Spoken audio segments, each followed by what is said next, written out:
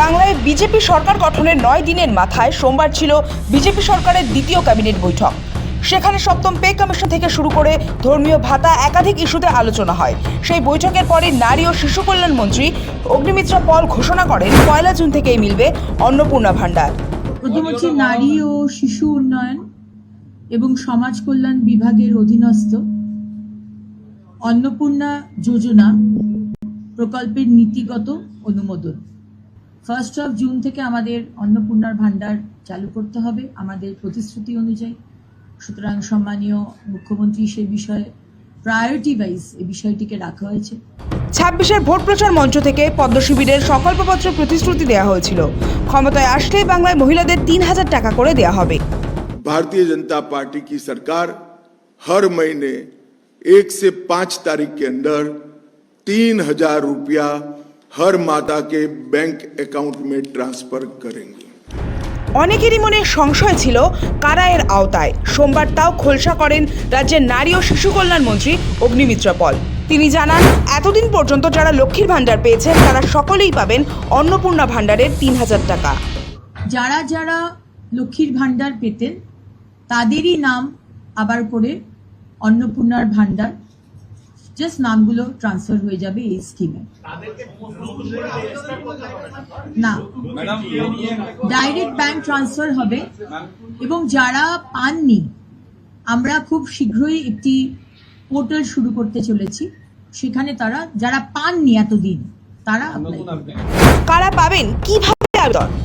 সরকারি ঘোষণা অনুযায়ী অন্নপূর্ণা ভান্ডারের আওতায় প্রতি মাসে 3000 টাকা করে দেওয়া হবে যোগ্য মহিলাদের। সম্পূর্ণ অর্থই ডিবিটির মাধ্যমে সরাসরি ব্যাংক অ্যাকাউন্টে পাঠানো হবে। যারা সিএ এর জন্য আবেদন করেছিলেন তারা অন্নপূর্ণা ভান্ডার পাবেন। যারা লক্ষ্মীর ভান্ডার পেতেন তারা অন্নপূর্ণা ভান্ডার পাবেন। যারা নতুন করে আবেদন করতে চান তাদের জন্য ব্যবস্থা হবে। যারা ট্রাইব্যুনালে আবেদন করেছেন তারা অন্নপূর্ণা ভান্ডার পাবেন। অগ্নিমিত্রা পল জানান, ওই পোর্টালের মাধ্যমে আবেদন করলেই নথি যাচাইয়ের পর সরাসরি অ্যাকাউন্টে ঢুকে যাবে 3000 টাকা। যারা সিএ এর জন্য অ্যাপ্লাই করেছেন ইন প্রসেস তারা অন্নপূর্ণার ভান্ডার পাবেন। যারা ট্রাইব্যুনালে অ্যাপ্লাই করেছেন তারা অন্নপূর্ণার ভান্ডার পাবেন। 1 জুন থেকে সব সরকারি বাসে সফর সম্পূর্ণ বিনামূল্যে। শুধু অন্নপূর্ণা ভান্ডার নয়, মহিলাদের জন্য সরকারি বাসে বিনামূল্যে যাত্রার প্রতিশ্রুতিও কার্যকর করা হচ্ছে বলে জানানো হয়েছে। 2026 সালের 1 জুন থেকে পশ্চিমবঙ্গ রাজ্যের সমস্ত সরকারি বাসে পশ্চিমবঙ্গের মহিলাদের জন্য বিনামূল্যে পরিবহন প্রকল্পের নীতিগত অনুমোদন।